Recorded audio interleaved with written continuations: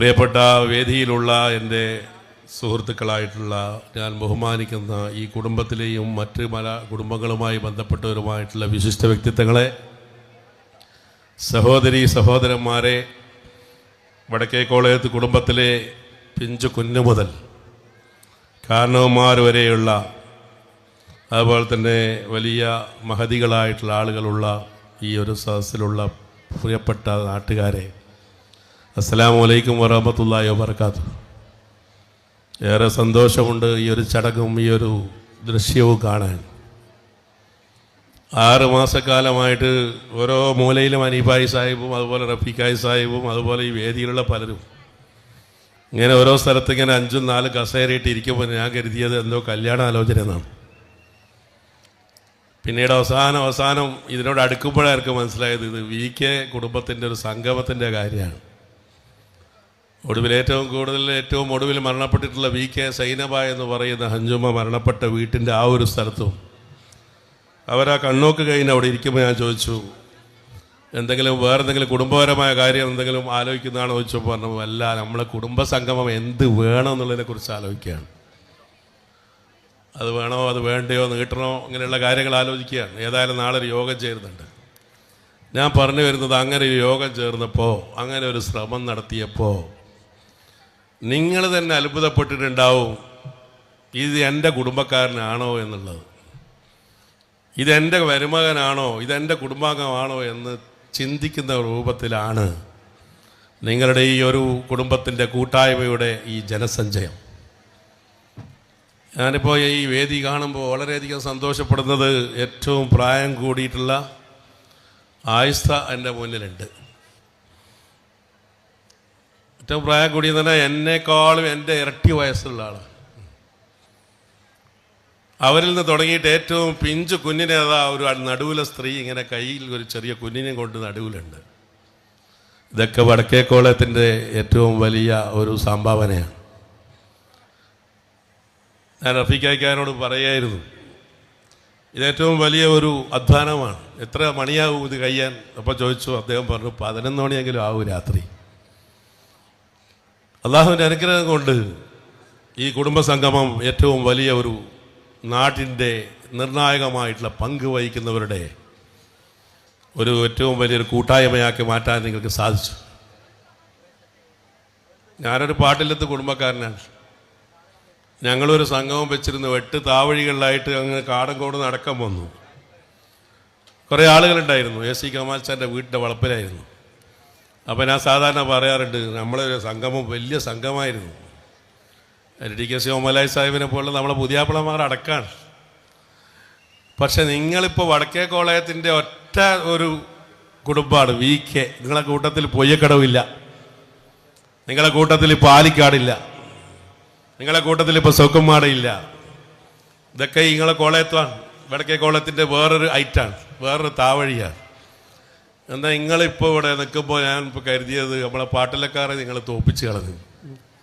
അപ്പം ആ രീതിയിലുള്ള ഒരു വലിയ രീതിയിലുള്ള പരിപാടിയുടെ സെറ്റപ്പും സംഘാടനവും അതിൻ്റെ ആ ഒരു ചിട്ടയും അതിൻ്റെ ഒരു സൗകര്യവും എല്ലാം വളരെ ഗംഭീരമായതിൽ അതിയായ സന്തോഷമുണ്ട്.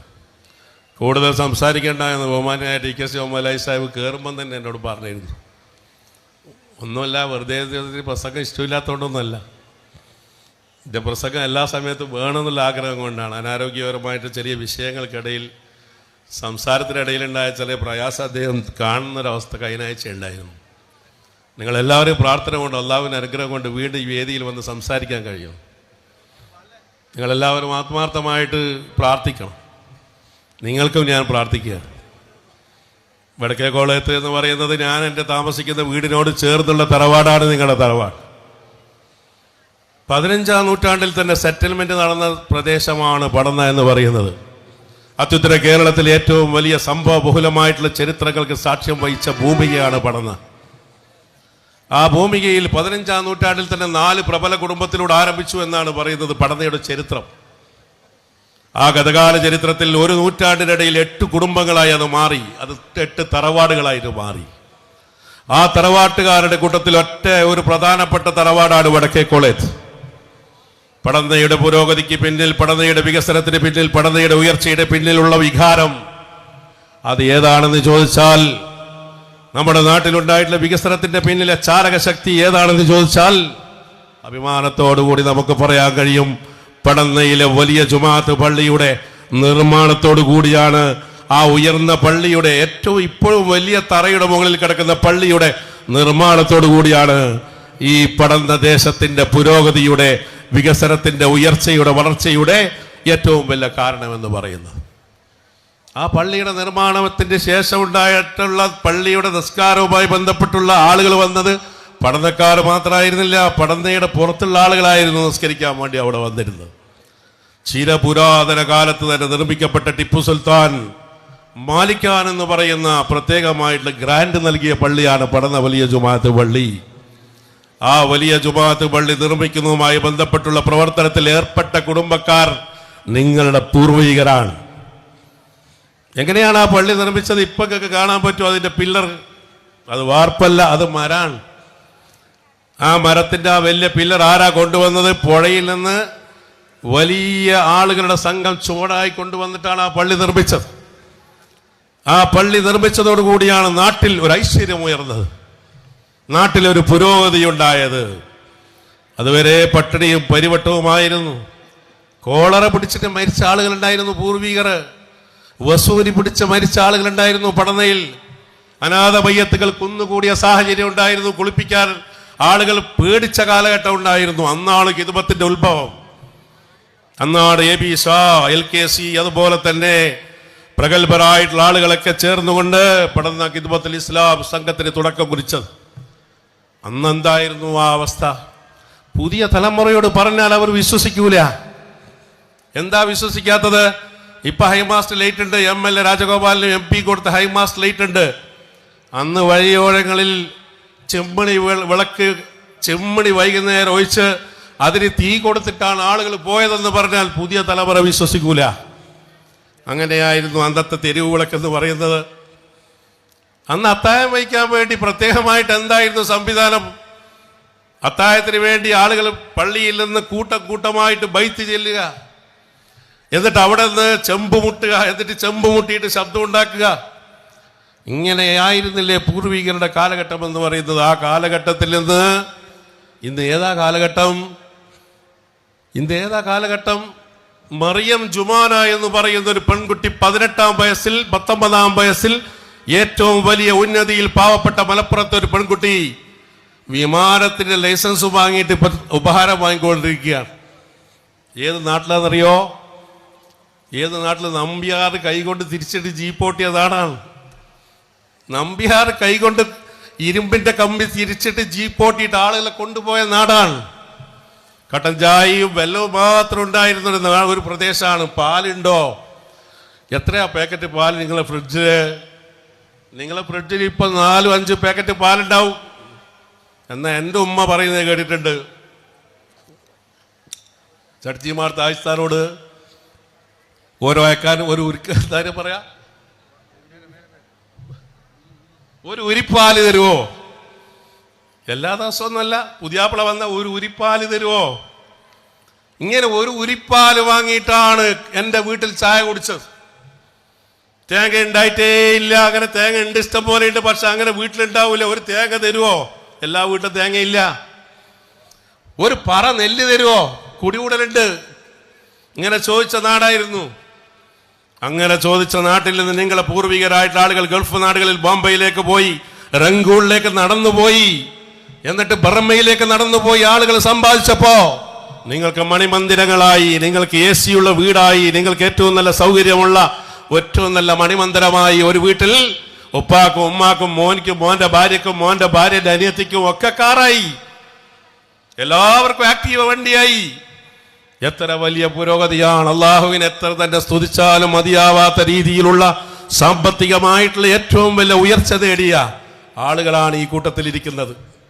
മറ്റുള്ള എത്ര കുടുംബങ്ങൾ ഇപ്പൊ അങ്ങനെ ഉംറക്ക് പോകാൻ വേണ്ടി ഭർത്താവിനോട് ആശ്രയിക്കേണ്ടി വരുന്നുണ്ടോ? എൻ്റെ ഈ ഒരു വള കൊടുത്തിട്ട് ഞാൻ ഉംറക്ക് പോകുന്നു എന്ന് പറയാൻ സ്ത്രീകൾക്ക് കഴിയുന്നു എന്ന് പറഞ്ഞാൽ അത് പുരോഗതിയുടെ ഏറ്റവും വലിയ ഉയർച്ചയുടെ വളർച്ചയുടെ നിദാനമാണ്. ഞാൻ നീട്ടുന്നില്ല. ഞാൻ ഈ കുടുംബ സംഗമത്തിൽ നിങ്ങളെ ഉണർത്താൻ ഒറ്റ കാര്യം പറയുന്നു. അമേരിക്കയിൽ ഒരു ഏജൻസി നടത്തിയിട്ടുള്ളൊരു പഠനം, വർഷങ്ങൾക്ക് മുമ്പ് നടത്തിയിട്ടുള്ളൊരു പഠനമാണ്. 80 വർഷക്കാലം നടത്തിയിട്ടുള്ള 1000 പേരിൽ നടത്തിയ ദൈർഘ്യമേറിയ ലോകത്തിലെ ഏറ്റവും വലിയ പഠനം. എത്ര? 1000 വർഷം 80 പേരിൽ നടത്തി 80,000 പേരിൽ നടത്തിയിട്ടുള്ള ഏറ്റവും വലിയ ദൈർഘ്യമേറിയ പഠനം. 80 വർഷക്കാലം 1000 പേരിൽ നടത്തിയിട്ടുള്ള പഠനം. അങ്ങനെയാണ്.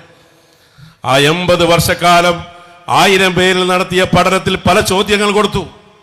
ആ ചോദ്യങ്ങളിൽ പ്രധാനമായ ചോദ്യം വിദ്യാഭ്യാസം, സാമ്പത്തികം, കുടുംബം, അതുപോലെ തന്നെ തൊഴിൽ. ഈ 4 കാര്യത്തിലുള്ള വിജയത്തിന്റെ പിന്നിലുള്ള ഏറ്റവും പ്രധാനമായ കാര്യം എന്താണെന്നുള്ളതായിരുന്നു അമേരിക്കയിലെ ഏജൻസി കൊടുത്ത ചോദ്യം. ആ ചോദ്യത്തിന് 1000 വർഷത്തിനിടയിൽ 80 വർഷത്തിനിടയിൽ ആയിരക്കണക്കിന് ആളുകൾ ഉത്തരവെഴുതി. ആ ഉത്തരം ഏറ്റവും കൂടുതൽ തലനാഴിക പരിശോധിച്ചു. ആ പരിശോധനയിൽ ഏറ്റവും കൂടുതൽ ഉത്തരം കിട്ടിയത് വിദ്യാഭ്യാസം, കുടുംബം, തൊഴിൽ, സാമ്പത്തികം, ഈ ഉയർച്ചയുടെ വളർച്ചയുടെ പിന്നിലുള്ള ശക്തി ബെസ്റ്റ് റിലേഷൻഷിപ്പ് മാത്രമാണ്. അതാണ് ഏറ്റവും നല്ലത്. ബെസ്റ്റ് റിലേഷൻഷിപ്പ് എന്ന് പറഞ്ഞാൽ നല്ല കടുപ്പമുള്ള ഊടുറപ്പുള്ള ബന്ധം. ആ ബന്ധത്തിനാണ് ഏറ്റവും കൂടുതൽ മാർക്ക് കിട്ടിയത്. എന്ന് പറഞ്ഞാൽ എന്താണെന്നറിയോ? നിങ്ങൾക്ക് ഏറ്റവും നല്ല ഭാര്യയും ഭർത്താവും നല്ല ബന്ധത്തിലാണോ? നിങ്ങളെ മക്കളും ഉപ്പയും തമ്മിൽ നല്ല ബന്ധത്തിലാണോ? ആ കുടുംബം സേഫായി. വിദ്യാഭ്യാസം നിങ്ങളുടെ കുടുംബത്തിലുണ്ടോ? നിങ്ങൾ ഏറ്റവും നല്ല ക്വാളിറ്റി ഉള്ളവരായി. നിങ്ങളുടെ കുടുംബത്തിൽ ഏറ്റവും നല്ല സാമ്പത്തികം ഉണ്ടോ? പിന്നെ പറയാനില്ല, അടിച്ചുപൊളിയായി. നിങ്ങളെ കൂട്ടത്തിൽ നല്ല അധ്യാപകരുണ്ടോ? നല്ല മാഷന്മാരുണ്ടോ? നല്ല IAS ഉദ്യോഗസ്ഥന്മാരുണ്ടോ? പിന്നെ ഏറ്റവും നല്ല പ്രഗത്ഭരായ കുടുംബമായിട്ട് മാറി. ഈ 4 ഉണ്ടാവണമെങ്കിൽ എന്ത് വേണം? പൈസ ഇഷ്ടം പോലെ ഉണ്ട്, പക്ഷെ എന്തില്ല? ഭാര്യ ഭർത്താവും ലോകിയൊന്നുമില്ല. പോയില്ലേ? കാരണം ഒരു മര്യാദയും തമ്മിൽ യാതൊരു ബന്ധവുമില്ല. ചൊടിയാണ്, 10 കൊല്ലമായി ചൊടിയാണ്. എന്ത് പൈസ ഉണ്ടായിട്ട് കാര്യം? വിദ്യാഭ്യാസം ഉണ്ടായിട്ട് എന്താ കാര്യം? തൊഴിലുണ്ടായിട്ട് എന്താ കാര്യം? പക്ഷെ എന്ത് വേണം? ബെസ്റ്റ് റിലേഷൻഷിപ്പ് അനിവാര്യമാണ്. ആ ബെസ്റ്റ് റിലേഷൻഷിപ്പ് എന്ന് പറയുന്നതാണ് നിങ്ങളിപ്പോൾ ഉണ്ടാക്കിയ ബെസ്റ്റ് റിലേഷൻഷിപ്പ്. നിങ്ങൾക്ക് ഇന്നുള്ള സന്തോഷം ഇനി വേറെ ദിവസം കിട്ടൂല കേട്ടോ. ഞാൻ നിർത്തുകയാണ്.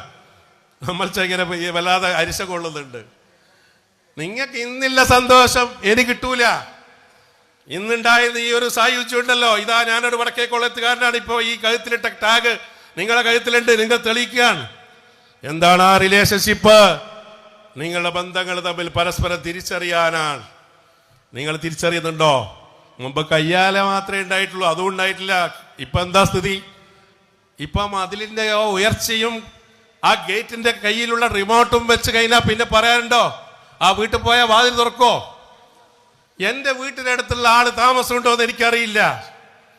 ഞാൻ ചിലപ്പോ ഒരു 6 മാസം കഴിഞ്ഞ് ചിലപ്പോൾ ഗേറ്റ് തുറക്കുമ്പോൾ ഞാൻ അറിയാം എന്താ വെള്ളാപ്പിലെ ഷാജാനും ഭാര്യയും വന്നിട്ടുണ്ട് ദുബായിൽ നിന്ന്. ഒരു പക്ഷെ ഗേറ്റ് തുറക്കുമ്പോഴേ ഞാൻ അറിയൂ. ഞാൻ നിങ്ങളോട് പറയുന്നു, നിങ്ങളെ വീട്ടിലെ നിങ്ങളെ മരുമക്കളെ പേര് നിങ്ങൾക്ക് തേച്ചു അറിയില്ല. ഈ കൂട്ടത്തിൽ ആളുകൾ പറയട്ടെ, ഇവരുടെ വീട്ടിലെ ചെറിയ പെങ്ങളെ മക്കളെ പേര് പറയാൻ പറ്റുമോ? പറ്റൂല. മുമ്പത്തെ കാരണവന്മാർക്ക് അതൊക്കെ ഹൃദയസ്ഥമായിരുന്നു. മുമ്പത്തെ കാരണവന്മാർക്ക് അതെല്ലാം മനഃപ്പാടമായിരുന്നു. അവർക്കെല്ലാം അറിയുമായിരുന്നു. അവർക്കെല്ലാം മനസ്സിലാക്കാനുള്ള ശേഷിയുണ്ടായിരുന്നു. ഇന്ന് ബന്ധങ്ങളില്ല. ബന്ധങ്ങൾ അറ്റുപോവുകയാണ്. ബന്ധങ്ങൾക്ക് ബഹുമാനമില്ല. യാതൊരു തരത്തിൽ അതപില്ല. ഉപ്പാനെ ബഹുമാനിക്കാത്ത, ഉമ്മാനെ ബഹുമാനിക്കാത്ത, ഉമ്മയെ തിരിച്ചറിയാൻ കഴിയാത്ത, മാതാപിതാക്കളെ ബഹുമാനിക്കാത്ത ഒരു സമൂഹമായിട്ട് 1 ലക്ഷം രൂപയുടെ ഫോൺ കയ്യിൽ കിട്ടിയാൽ, അവർക്ക് ഇഷ്ടം പോലെ വിദ്യാഭ്യാസവും കിട്ടിയാൽ എല്ലാം ആയി എന്നുള്ളൊരു ചിന്തയായി മാറിയാൽ അവർ മനസ്സിലാക്കട്ടെ, നിങ്ങളെ കയ്യിലുള്ള ലക്ഷക്കണക്കിന് മൊബൈൽ, നിങ്ങളെ കയ്യിലുള്ള എല്ലാ സമ്പാദ്യവും, നിങ്ങളുടെ സൗകര്യങ്ങളും ഒറ്റ നിമിഷം കൊണ്ട് എന്ത് സംഭവിക്കും? അതാ ചൈനയിലതാ ഏറ്റവും കൂടുതൽ മയ്യത്തുകൾ കുന്നുകൂടിക്കൊണ്ടിരിക്കുകയാണ്. ലോകത്തെ ഏറ്റവും വലിയ സമ്പന്ന രാജ്യമാണ്. അതാ അവിടെ ഒരു പുതിയ വൈറസ് പൊട്ടിപ്പുറപ്പെട്ടിരിക്കുന്നു. ഇപ്പൊ പുറത്തുവിടുന്നില്ല. ലക്ഷക്കണക്കിന് ആളുകളാണ് മോർച്ചറിയിൽ.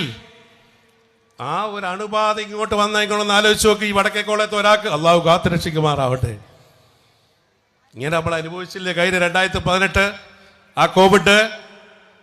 ഇനി അടുത്ത പ്രസവിച്ച കുട്ടി വിശ്വസിക്കോ? ഇറച്ചി വാങ്ങാൻ വേണ്ടി പോയപ്പോൾ ഒരു ചോക്കോട് വരച്ച വട്ടത്തിന്റെ ഉള്ളിലാണ് ഉണ്ടായതെന്ന്. ചെറുത്തൂർ റെയിൽവേ സ്റ്റേഷനിൽ വണ്ടി വന്നിട്ട് അത് പറഞ്ഞാൽ വിശ്വസിക്കോ? വിശ്വസിക്കൂല. അങ്ങനെ ഒരു അൽഫാമില്ല, അങ്ങനെ ഒരു ഷവർമയില്ല, അങ്ങനെ ഒരു ഗ്രിൽ ചിക്കൻ ഇല്ല. നല്ല മമ്പയറും നല്ല കറിയും മക്കവും ഉപ്പാൽ ഒന്നിച്ചിട്ട് ഭക്ഷണം കഴിക്കല്. ഉപ്പ മുടി കറുപ്പിക്കലേ ഇല്ല. ഇപ്പോ ഉപ്പാന്റെ മുടി നിറച്ചിട്ട് 6 മാസമായി. ഉപ്പ പുറത്തിറങ്ങുന്നില്ല. ബോംബെയിൽ നിന്ന് വരുന്ന പുതിയാപ്പിള വരുമ്പോ, ദുബായിൽ നിന്ന് വരുന്ന പുതിയാപ്പിള വരുമ്പോ അമ്മായി സ്റ്റാൻഡിംഗ് കമ്മിറ്റി ചെയർമാനായി എന്നോട് വിളിച്ചു പറയാണ്, ഞാൻ പറഞ്ഞത് പറയണ്ട, ഇപ്പൊ ഇറക്കി നിങ്ങൾ കൊണ്ടുവന്നേക്കരുത്.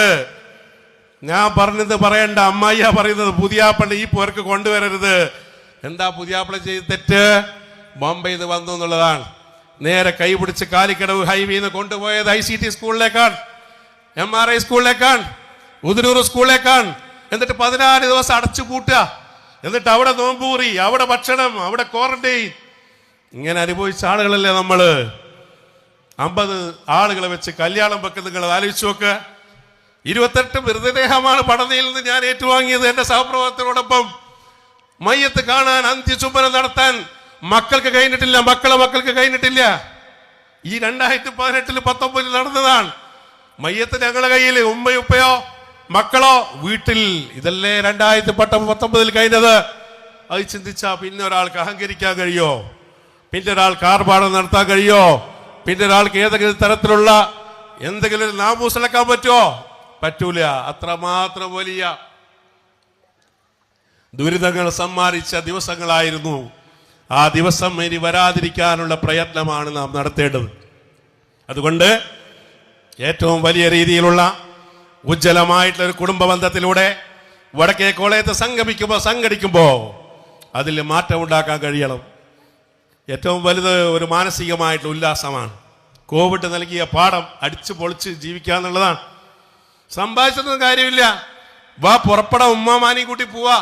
വീൽ ചെയറിൽ കൊണ്ടുപോകാൻ ഉമ്മാമാനെ എടുത്തേക്ക്, ആർക്കോയിലേക്ക്, ഒറിക്സിലേക്ക്, പീസ് കൗണ്ടിയിലേക്ക്, എന്നിട്ട് കൂട്ടമായിട്ട് പോയിട്ട് ഭക്ഷണം കഴിക്കാൻ. ഇത് 2018 മുമ്പ് ഉണ്ടായിട്ടില്ല. 2018 കോവിഡ് നൽകിയ പാഠമാണ്. എൻ്റെ ഭാര്യ പറയാണ്, ഞാൻ നാളെ എറണാകുളത്ത് പോകുന്നു. നീ ഒറ്റക്ക് പോവുക? അല്ലല്ല, എൻ്റെ ബാച്ച്, അല്ലല്ല എൻ്റെ ജിംനേഷ്യത്തിലെ ബാച്ച്, അതുമല്ല എൻ്റെ വേറൊരു ബാച്ച് ഉണ്ട്. ഏത് ബാച്ച്? ഞാൻ പോകുന്ന വേറെ കുടുംബശ്രീ ബാച്ച്. എന്നിട്ട് ഒറ്റക്ക് പോയിട്ട് തിരുവനന്തപുരത്ത് പോയിട്ട് ഭാര്യമാർ വരികയാണ്, പെങ്ങന്മാർ വരികയാണ്. എന്നിട്ട് 35 ആൾ ഒന്നിച്ച് പോകുന്നു, ഒന്നിച്ച് വരുന്നു. ഇന്ന് ഉച്ചക്ക് ഞാൻ ഉണ്ടാവില്ല. എന്താ പരിപാടി? ഞങ്ങളെ ബാച്ചിന്റെ ഒരു ഗെറ്റ് ടുഗദർ പരിപാടിയാണ്. ഇങ്ങനെ ഉല്ലാസമായി മാറുകയാണ്. 2024 ഓക്സ്ഫോർഡ് യൂണിവേഴ്സിറ്റി പ്രത്യേകമായിട്ടുള്ള ഒരു വേർഡ്, ഒരു വാചകം പുറത്തിറക്കിയിരിക്കുന്നു. എന്താണ്? ബ്രെയിൻ റോക്ക് എന്നാണ്. ബ്രെയിൻ റോട്ട് എന്താണത്? ചിതലരിക്കുന്ന ബുദ്ധി. അതാണ് ഇന്നത്തെ വർത്തമാനകാലം അനുഭവിക്കുന്ന പ്രയാസം. ഞാൻ അവസാനിപ്പിക്കുന്നു. ചിതലരിക്കുന്ന ബുദ്ധി ഏതുകൊണ്ടാണ്ടായത്? എൻ്റെ കയ്യിൽ ഈ 2 സാധനം കൊണ്ടാണ്. ഈ 2 സാധനം കൊണ്ട് ചിതലരിക്കുന്ന ബുദ്ധിയായി മാറി. ആ ബുദ്ധിയിലൂടെ ഉണ്ടായത് വലിയ പ്രയാസമാണ്, വലിയ മാനസിക പിരിമുറുക്കമാണ്. ഷൂവിനുള്ളിലുള്ള പാമ്പ് അത് കണ്ടപ്പോ ഉറക്കിലും ഊണിലും പാമ്പാണ്. ചിന്ത അതാണ്, വേറെ ചിന്തയില്ല. ഇത് കാണുമ്പോൾ ഉണ്ടായ പ്രയാസാണ്. നേരത്തെ അത് ഉണ്ടായിട്ടില്ല. അപ്പോ Oxford university 2024 word brain rote ആണെങ്കിൽ ആ ചിതലരിക്കുന്ന ബുദ്ധി ഇല്ലാതാക്കാൻ ഒറ്റ മാർഗേ ഉള്ളൂ. ഈ കൂടിച്ചേരലാണ്, ഈ ബന്ധങ്ങളാണ്. ഇതിലിപ്പോ ഇങ്ങനെ ചോറും പേയിച്ച് അടിച്ചും പൊളിച്ച് കുറച്ച് പാട്ടും പാടി പോയാ പോരാ. അക്കൗണ്ട് ഉണ്ടാക്കണം. റഫീഖായിക്ക് ഉണ്ടാക്കിയിട്ടുണ്ടാവും, എനിക്കറിയാം. എന്നിട്ട് 100 രൂപ നിക്ഷേപിക്കുക ഒരു മാസത്തില്. അല്ലെങ്കിൽ ഒരു റമദാനിൽ ഒരു 5000 കൊടുക്ക്, പുതിയാപ്പിളിനോട് വാങ്ങിക്കൊടുക്ക്, ഭർത്താവിനോട് വാങ്ങിക്കൊടുക്ക്, ഒരു 10,000 രൂപ വാങ്ങിക്കൊടുക്ക്. എന്നിട്ട് റമദാൻ 27 ആകുമ്പോ അക്കൗണ്ട് നോക്ക്, തുറന്നു നോക്ക്. 10 ലക്ഷം 15 ലക്ഷം വടക്കേ കോളത്തിന്റെ അക്കൗണ്ടിൽ പൈസ ഉണ്ടാവും. ആ പൈസ എടുത്ത് ആരും അറിയാതെ രഹസ്യമായിട്ട് കൊടുക്ക്. ആർക്ക്? കല്യാണ പ്രായത്തിയ പെൺകുട്ടികളുടെ തരിണി മണികളുടെ സ്വപ്നം സാക്ഷാത്കരിക്കാൻ, വീട് പൂർത്തിയാവാത്തവരുടെ വീട് പൂർത്തീകരിച്ചു കൊടുക്കാൻ, ആശുപത്രിയിൽ നിന്ന് കൊണ്ടുവരാൻ കഴിയാത്തവരെ ഡിസ്ചാർജ് ചെയ്ത് കൊണ്ടുവരാൻ നിങ്ങൾക്ക് സാധിച്ചാൽ ഈ ഇരുത്തത്തിന് അതുകൊണ്ടോ വേറെ കാര്യമില്ല. ഈ ഇരുത്തം കൊണ്ട് അതേ കാര്യമുള്ളൂ. ആരും അറിയണ്ട. ഞാൻ പാട്ടിലത്തെ കുടുംബത്തിലങ്ങാണ്. DKC ഉണ്ട്. റമദാൻ 25-20 ആകുമ്പോഴത്തേക്ക് മൂപ്പറിയും മക്കളെ എല്ലാവരും കൂടിയിട്ട് 25,000 വരും. അതിന് ഞങ്ങളെ നിർദ്ദേശമാണ്, പുതിയാപ്പിള്ളയുള്ള നിർദ്ദേശമാണ്. അത് കർക്കശമായ നിർദ്ദേശമൊന്നുമല്ല, മൂപ്പർ വെച്ച ആശയമാണ്. 10-12 ലക്ഷം രൂപയാണ് കൊടുക്കുന്നത്. ആരും അറിയൂല, ഫോട്ടോ ഇല്ല, വാങ്ങുന്നവനറിയില്ല, ആരാ തന്നതെന്ന് അറിയൂല. അക്കൗണ്ടിലേക്ക് പോകും, ആ വീട് പൂർത്തിയാവും. അങ്ങനെ ഒരു ആശയം ഉണ്ടാക്കാൻ നിങ്ങൾക്ക് സാധിച്ചാൽ അതായിരിക്കണം നിങ്ങളുടെ കുടുംബത്തിലെ നേട്ടം. സ്വർണം പണയം വെച്ചിട്ട് എടുക്കാൻ കഴിയാത്ത എത്ര സ്ത്രീകള്, ലോണിന്റെ കടലാസ് വന്ന് എത്ര ഉമ്മമാർ, അവരെ തിരിച്ചറിയണ്ടേ? നമ്മൾ വലിയ പള്ളിക്ക് ലക്ഷം പറഞ്ഞിട്ട് എന്താ കാര്യം? ഉമ്മാനെയും പങ്ങന്മാരുടെയും ബന്ധുമിത്രാദികളുടെയും ദുഃഖം മാറ്റാതെ ഈ കൈ ഉയർത്തിയ പ്രാർത്ഥന ആകാശത്തേക്ക് ഉയരൂല, യാതൊരു സംശയവുമില്ല. ലാ ശക്ക ഫീ. നിങ്ങളെ പ്രാർത്ഥന സ്വീകരിക്കണോ, വീട്ടിനകത്ത് ആദ്യം ശരിയാക്കണം. നിങ്ങൾ എല്ലാവരും ശരിയാക്കുന്ന ആളുകളാണ്, പക്ഷേ അത് പോരാ. നിങ്ങൾ ഇന്ന് പോയിട്ട് പറയാൻ കഴിയണം. ബെസ്റ്റ് റിലേഷൻഷിപ്പ് എങ്ങനെയാണെന്നറിയോ? മോനെ കെട്ടിപ്പിടിച്ച് ചുംബിക്കണം ഉപ്പ. എങ്ങനെയാ ബെസ്റ്റ് റിലേഷൻഷിപ്പ്? ഉമ്മ എന്ത് ചെയ്യണം? മോനെയും മോളെയും ചുംബിക്കണം. ചെറിയ മക്കൾ എന്ത് ചെയ്യണം എന്നറിയോ? ഉപ്പാനെയും ഉമ്മാനെയും ചുംബിക്കണം. അങ്ങനെയുള്ള ഒരു ബന്ധമാക്കി മാറ്റാൻ ഈ കുടുംബ കൂട്ടായ്മയിലൂടെ സാധിക്കട്ടെ എന്ന് ഈ സന്ദർഭത്തിൽ ഞാൻ സൂചിപ്പിച്ചുകൊണ്ട്, ഏറ്റവും നല്ല ഒരു സദസ്സിൽ ആധികാരികമായ ഒരു പഞ്ചായത്തിന്റെ ഒരു പ്രതിനിധി എന്ന രീതിയിൽ പങ്കെടുക്കുമ്പോൾ എനിക്ക് അഭിമാനമുണ്ട്. നിങ്ങൾ ഈ നാടിന്റെ അഭിമാന താരങ്ങളാണ്. നിങ്ങൾ വളർന്നു വരുന്ന കുട്ടികളാണ്, നല്ല വിദ്യാഭ്യാസമുള്ളവരാണ്. അത് നാടിന്റെ നന്മക്കും അതുപോലെ സമൂഹത്തിന്റെ നന്മക്കും ഉപകരിക്കാൻ നിങ്ങളുടെ പൂർവികരുണ്ടാക്കിയ പഠന ജമാഅത്തുൽ ഇസ്ലാം ദർസ് കമ്മിറ്റിയുടെ ആ സംഘടനാ സംവിധാനത്തെ ഒരു കണ്ണിലെ കൃഷ്ണബലി പോലെ കാത്തു സൂക്ഷിക്കാൻ, അതിനാവശ്യമായ രൂപത്തിലുള്ള പ്രവർത്തനങ്ങൾ സംഘടിപ്പിക്കാൻ നിങ്ങൾക്ക് സാധിക്കട്ടെ എന്ന് ആത്മാർത്ഥമായി പ്രാർത്ഥിച്ചുകൊണ്ട്, നിങ്ങളിൽ നിന്ന് മൺമറഞ്ഞു പോയിട്ടുള്ള മഹാരഥന്മാരായിട്ടുള്ള കാരണവന്മാർ, അതുപോലെ തന്നെ ഉമ്മമാർ, ഏറ്റവും ഒടുവിൽ മരണപ്പെട്ടിട്ടുള്ള VK സൈനബ ഹഞ്ചുമ എന്ന് പറയുന്ന SV ഖാലിദ് ഹാജി സാഹിബിന്റെ ഭാര്യ അടക്കമുള്ള, ഞാനൊരു ഞായറാഴ്ച പോയിട്ട് ആ വീട്ടിലേക്ക് പോയി സൈനബ ഹഞ്ചുമയുടെ നേരെ മുമ്പിൽ പോയി നിന്ന്, നിങ്ങൾക്ക് എന്താ പ്രയാസം എന്ന് പറഞ്ഞപ്പോൾ കാലിന് മാത്രമേ പ്രയാസമുള്ളൂ. അടുത്ത ഞായറാഴ്ചയല്ല, അതിൻ്റെ അപ്പുറത്തെ ഞായറാഴ്ച നമുക്ക് അടുത്ത വ്യാഴാഴ്ചയല്ല, അതിനപ്പുറത്തെ വ്യാഴാഴ്ച ഞാൻ ഈ വരാന്തയിൽ നിന്ന് ആ നിക്കാഹ് കാണുമെന്ന് പറഞ്ഞ സൈനബ ഹഞ്ചുമ ഇന്ന് മണ്ണിലടിയിലാണ്. ആ സൈനബ ഹഞ്ചുമ ഇല്ലാതെയാണ് അവരുടെ പേരക്കുട്ടി അങ്കഹത്തുക ബിന്ദി എന്ന് പറഞ്ഞപ്പോൾ കണ്ണിലേര് വാർന്നുകൊണ്ട് കബിൽത്തു നിക്കാഹ എന്നുള്ള ആ ഒരു വചനം ചൊല്ലിയത്.